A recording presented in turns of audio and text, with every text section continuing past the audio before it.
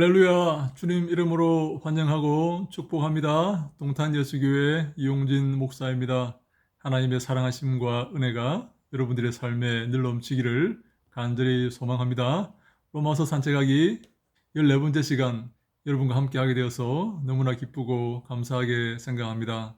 하나님의 말씀이 우리의 삶에 넘쳐서 우리가 그 말씀을 따르고 그 말씀을 즐거워하고 매일매일 그 말씀을 묵상하여서 그 말씀대로 살아가는 큰 축복이 우리의 삶에 넘치기를 간절히 소망합니다.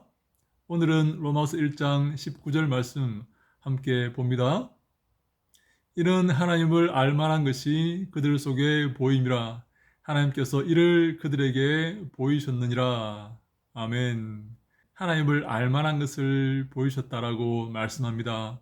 왜냐하면 하나님께서 그들을 심판하실 것이기 때문입니다. 그 심판의 이유로 하나님께서 지금 설명하시는 겁니다. 왜냐하면 내가 하나님을 알만한 것을 그들에게 보이셨다. 그래서 그들이 핑계하지 못한다는 것입니다. 우리가 모르고 했습니다. 잘 몰랐습니다. 그렇게 핑계할 수 없다는 것이죠. 하나님께서 공의로 판단하실 것이기 때문에 그들에게 하나님을 알만한 것을 허락하시고 그들에게 기회를 주셨다는 그런 말씀이죠. 우리에게 하나님께서 기회를 주셨습니다. 우리가 그 기회를 갖고도 하나님을 알고 하나님을 경배하는 그 기회를 갖고도 하나님을 경배하지 않았다는 것입니다. 그래서 하나님의 그 진노는 진리를 막고 예수 그리스도를 대항하며 예수 그리스도를 죽인 그 벌에 대한 진노는 정당하다 하는 것이죠. 하나님의 그 진노가 정당하다는 것입니다. 하나님, 왜 저 무죄한 자를 죽이십니까? 하나님, 왜 예수를 알 수 있는 기회도 안 주시고 저들을 벌하십니까? 라고 말할 수가 없다는 것입니다.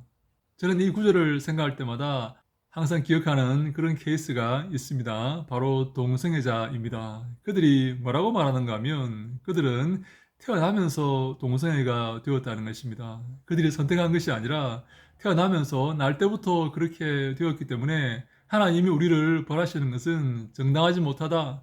하나님 그렇게 하면 안 됩니다. 우리는 날 때부터 이렇게 태어난 겁니다. 우리가 이렇게 하는 것은 죄가 아닙니다. 이렇게 태어났기 때문에 본성적으로 이렇게 태어났기 때문에 이렇게 하는 겁니다. 라고 그들은 변명하고 있습니다. 그런데 그것이 잘못되었다는 것이 요즘 의학계에서 등장하고 있지 않습니까? 날 때부터 그렇게 된 게 아니라 그들이 고의로 하나님의 그 창조 질서를 무너뜨리고 대항한다는 사실이 의학계에서 증명이 되고 있지 않습니까? 그들에게 하나님은 하나님을 알만한 것을 보이셨음에도 불구하고 그들에게 양심을 허락하셔서 하나님을 바라보게 했음에도 불구하고 그들은 고의로 하나님을 대적하고 하나님을 등지고 예수 그리스도를 십자가에 못 박은 것입니다. 우리는 이 하나님 앞에 두 가지 태도를 취할 수가 있습니다. 하나님을 만났을 때 하나님 앞에서 우리는 두 가지 태도를 취합니다. 우리가 죄인임을 발견하고 저는 구제불능입니다. 저는 죽을 죄인입니다. 무익한 종입니다. 주님, 제게 구세주를 보내어 주십시오. 주님의 도우심과 인도하심이 아니면 나는 살아갈 수가 없습니다. 나는 구제불능입니다. 나는 문자입니다. 주님, 저를 구원해 주십시오. 라고 구원의 손길을 내미는 그런 자세가 하나이고 다른 한 가지는 왜 주님 저를 이렇게 만들었습니까? 저는 주님의 통치를 용납할 수가 없습니다. 저는 주님을 미워합니다. 그래서 남은 인생 내 마음대로 살겠습니다. 내 멋대로 살겠습니다. 저는 불평과 불만과 원망 아래에서 내 마음대로 살겠습니다. 라고 주장하는 것입니다. 이 두 가지 입장 가운데 우리가 선택해야 됩니다. 하나님, 저는 죄인입니다. 저는 구제불능입니다. 저는 문제아입니다. 주님, 저를 도와주십시오. 저를 위해 구세주를 보내어 주십시오. 저는 그 구세주 아니면 저는 구원받을 수가 없습니다. 주님, 저를 도와주십시오. 라고 말하거나 아니면 주님, 저는 죄인입니다. 주님, 왜 저를 이렇게 만들었습니까? 저는 내 마음대로 살겠습니다. 내 멋대로 살겠습니다. 간섭하지 마세요. 이렇게 살다가 죽을래요. 그렇게 주장하는 것입니다. 예수님께서 십자가에 달리실 때에 좌우에 있던 강도들의 태도가 바로 꼭 그러한 태도입니다. 저는 그 강도들의 태도를 통해서 십자가를 대하는 모든 인류의 태도를 보게 됩니다. 한 강도는 주님께 손을 내밉니다. 주님, 저를 도와주세요. 저는 강도입니다. 구제불능입니다. 죽을 죄인입니다. 십자가에 달려 죽어야 할 죄인입니다. 그러나 주님, 제게 한 번에 더 기회를 주십시오. 주님을 믿기를 원합니다. 주님을 따르기를 원합니다. 라고 고백을 하지 않습니까?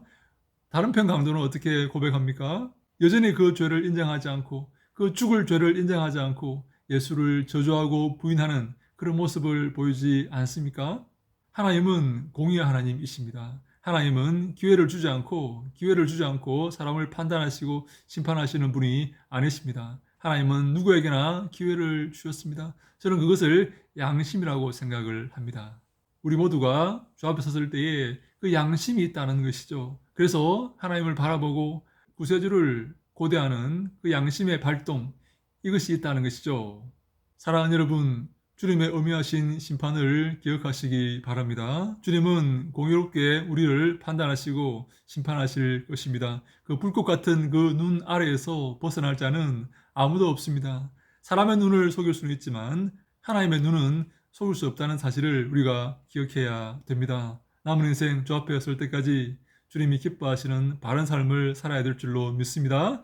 마지막에 아들을 보내신 그 하나님의 마음을 기억하고 독생자 예수 그리스도의 뒤를 따르며 그의 말씀을 들으며 그의 말씀에 순종하는 우리 모두가 다 되어야 될 것입니다. 그것이 공의로운 하나님의 심판을 피하는 유일한 길입니다.